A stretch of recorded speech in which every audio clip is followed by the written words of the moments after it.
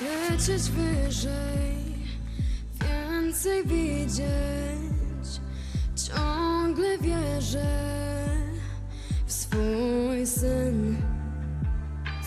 Nigdy oczu nie zamykam, bo to, co jest piękne, się często rozmywa i lubi znikać.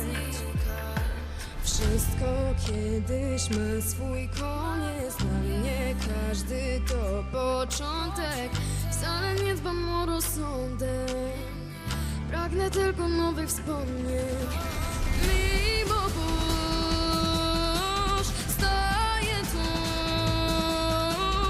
chociaż wszystko wokół ciągle każe się poddać. We mnie będzie grać moja własna symfonia.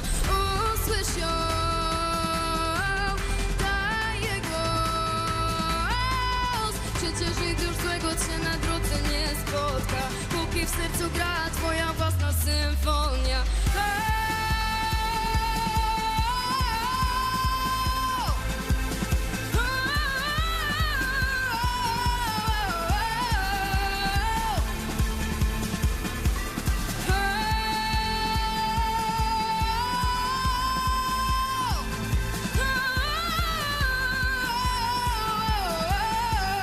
Póki w sercu gra twoja własna symfonia.